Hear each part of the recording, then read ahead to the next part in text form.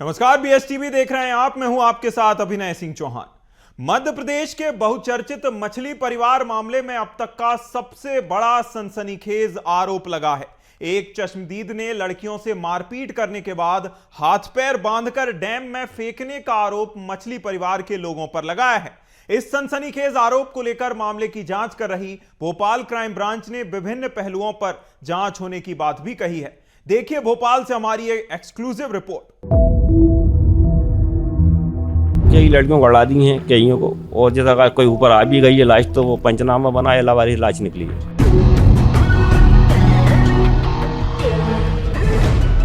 मछली परिवार पर अब तक का सबसे बड़ा सनसनीखेज खुलासा।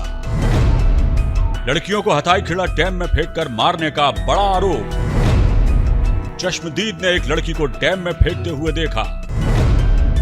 मारपीट करने के बाद लड़की को डैम में फेंकने का आरोप। भोपाल के चर्चित मछली परिवार पर क्राइम ब्रांच ने शिकंजा कस दिया है। इस मामले में बीएसटीवी पर एक चश्मदीद गवाह सामने आया। उसने मछली परिवार पर अब तक का सबसे बड़ा सनसनीखेज आरोप लगाया है। ये चश्मदीद गवाह मछली परिवार से प्रताड़ित है और मछली परिवार के हथाईखेड़ा डैम अनंतपुर आने से पहले उसका परिवार वहां रहा। चश्मदीद गवाह का नाम है मोहम्मद अनीस खान। 12 साल पहले रात के वक्त अनीस डैम पर मछली पकड़ रहा था। डैम पर एक कम उम्र की लड़की चीख रही थी। शाहिद और शेरू मछली अपने गुर्गों के साथ लड़की से मारपीट कर रहे थे। अनीस के सामने ही हाथ पैर बांधकर लड़की को डैम में फेंक दिया। आरोपियों के निशाने पर हिंदू लड़कियां होती थी।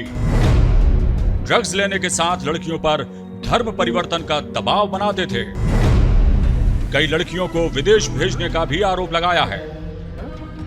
मोहम्मद अनीस ने मछली परिवार पर आरोप लगाते हुए कहा कि जो हिंदू लड़कियां इनके चंगुल से बाहर निकलना चाहती थी, ड्रग्स और दूसरे गलत कामों का विरोध करती थी, उन लड़कियों के भागने के डर से उनके हाथ पैर बांधकर डैम में मरने के लिए उन्हें फेंक दिया जाता था। लड़कियों से पहले मारपीट की जाती और जब वे उनकी बात नहीं मानती थी तब उन्हें रास्ते से हटा दिया जाता। अनीस ने यह भी आरोप लगाया कि आरोपियों के निशाने पर टोटल हिंदू लड़कियां होती थीं। उन्होंने लड़कियों की लाश मिलने के सवाल पर कहा कि डैम से कई लाशें भी मिली, लेकिन उन्हें लावारिस बताकर पुलिस ने खाना पूर्ति कर दी। उन्होंने ये भी कहा, मैंने कई बार पुलिस से शिकायत की है लेकिन कोई कार्रवाई नहीं हुई। लड़कियों को वहाँ पे ये भी आपका आरोप है, एक बड़ा आरोप है कि लड़कियों को वहाँ पे डैम में फेंक दिया जाता था, उनकी हत्या करके और गड़ा भी दिया जाता था। ये उस लड़कियों को जो लड़कियां इनके चुल्लू से बाहर निकलना चाहती थी कि हमें नहीं करना, ये हमें इन चीज़ों से मतलब नहीं है, तो वो समझ जाते थे यार ये लड़की का अपना का छोड़ेंगे तो ये मामला ख़राब हो जाएगा, तो इसलिए उसका हाथ पैर मानो तो डैम में फेंक दो।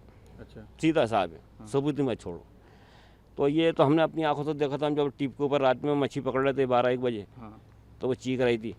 तो कितने भी चीखे, कोई कितना भी चिल्ला, कोई गांव वाला आवाज़ निकाल नहीं सकता वहाँ पे। हाँ, क्या देखा आपने उस समय? उस लड़के को देखा, ये बहुत चीख रही थी मेरे से, उसने आवाज़ भी लगाई थी कि बचा बचा, अच्छा बचाओ, इन दरिंदों से हम कैसे बचाएंगे। फिर क्या किया उनने? फेंक दिया था, मेरे सामने फेंक दिए। तो हाथ पैर बांध दिया। उसका दुख मेरे को इतना हुआ था कि मैंने तो कसम खा ली थी कभी ज़िंदगी में आएगा तो बच्ची के खिलाफ। कब की बात है ये? मैं बोलूँगा ये इस को हो गए होंगे आपको 12 साल हो गए। कौन था उस समय, कुछ समझ में आया था? लड़की थी, बच्ची, और वो ज़्यादा उम्र नहीं थी, बच्ची थी।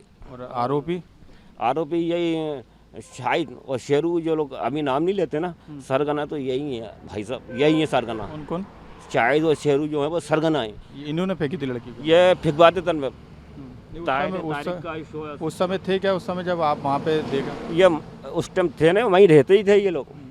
उस टाइम बुधवारे में ये उधर नहीं रहते थे, इसी कोठी में रहते थे सब। लड़की की लाश नहीं मिली फिर उसके बाद? यहाँ पे लड़की की लाश नहीं मिली। कई ऐसी लाशें भी हैं जो डैम में मिली हैं, तो उसका पंचनामा बन के लावारिस बस।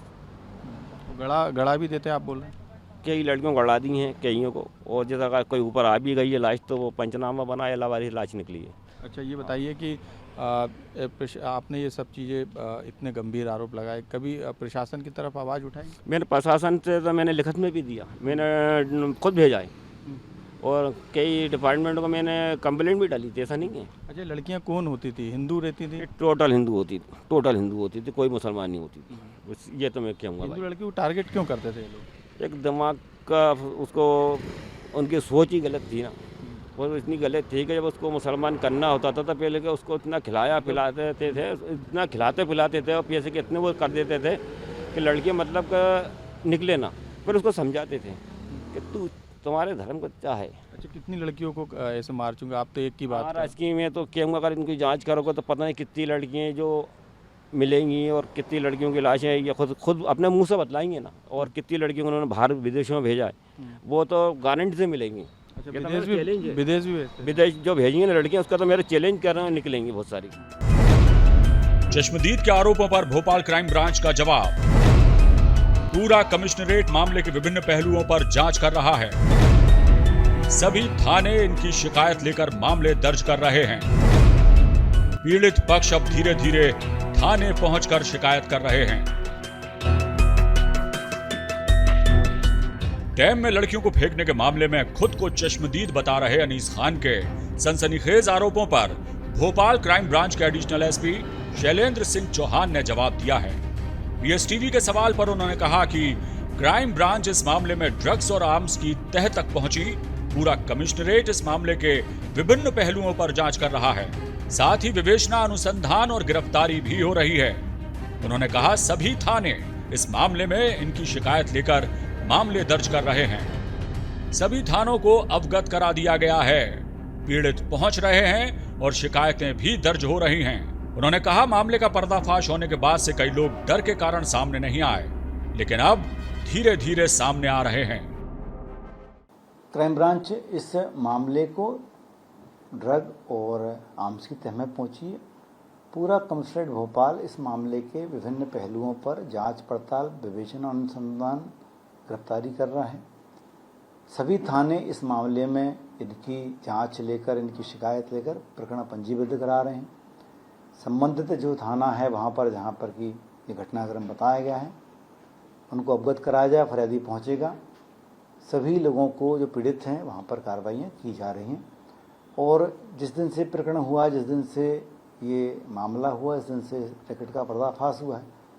कई पीड़ित हैं जो कि डर के कारण नहीं आ पाए, जिनके वीडियो थे मारपीट के, प्रताड़ना के, एक्सटॉर्शन के, धमकी के, बंदूक दिखाने के, वो सब लोग धीरे धीरे आ रहे हैं। और हमें उम्मीद है कि लोग और सामने आएंगे, साक्ष्य के साथ सामने आएंगे, गवाहों के साथ सामने आएंगे। इसमें न्यायोचित कानून सम्मत कार्रवाइयाँ होंगी।